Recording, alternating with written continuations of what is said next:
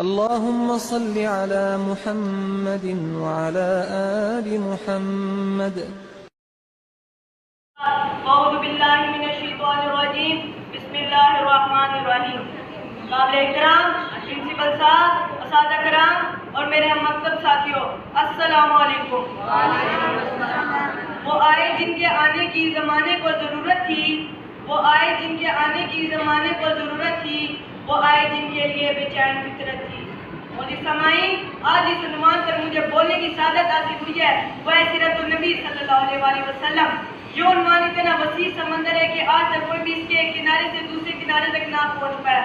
تو مجھ جیسے کم عقل کم حیثیت کی کیا اوقات، لیکن میرا فرض ہے کہ میں اس عنوان کا احاطہ کروں.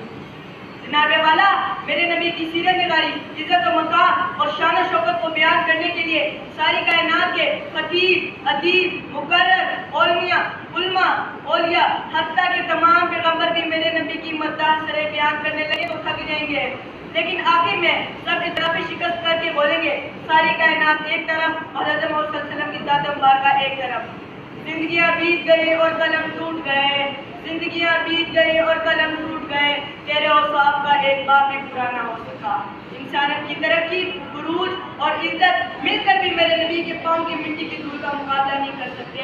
یہ وہ نبی ہے جو رحمت للعالمین ہے، یہ وہ نبی ہے جو ہدی للمتقین ہے، یہ وہ نبی ہے جو خاتم النبیین ہے، یہ وہ نبی ہے جس نے عبداللہ بن ابی کا جنازہ پڑھا ہے، یہ وہ نبی ہے جس نے ابو جہل جیسے کافر کی ہدایت کی دعا کی، یہ وہ نبی ہے جس نے طائف میں لہو لہان ہونے کے باوجود ان کے لیے بددعا نہ کی، یہ وہ نبی ہے جس کا امتی ہونے کے لیے حضرت موسیٰ علیہ السلام نے اللہ تعالیٰ سے دعا کی تھی.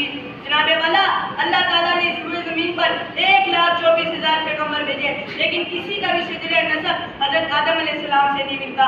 حضرت محمد صلی اللہ علیہ وسلم کو واحد ہستی ہے جن کا شجرہ نسب حضرت آدم علیہ السلام سے ملتا ہے. میں اس نبی کی سیرت نگاری کی ابتدا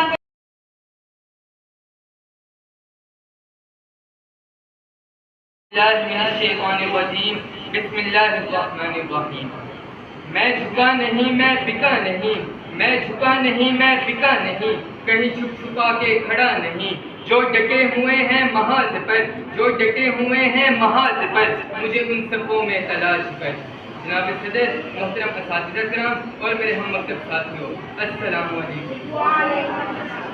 آج مجھے اس پروقار تقریب میں جس موضوع پر لب کشائی کا موقع ملا ہے اس کا عنوان ہے یوم دفاع پاکستان.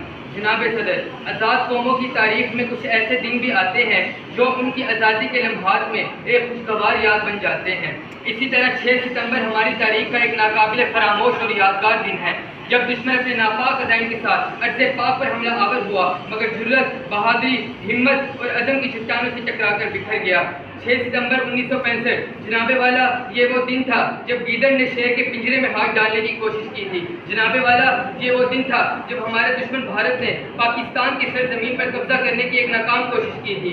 دشمن ایک بات بھول بیٹھا تھا کہ وہ جس ملک پر قبضہ کرنے جا رہا ہے اس ملک کی حفاظت کے لیے اس کی جان نثاروں کا لہو بولتا ہے. ہم حق پر جان لٹائیں گے، ہم شوق کی شہادت والے ہیں.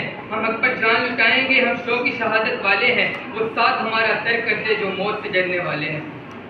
جناب صدر، پختہ ارادے اور ہمت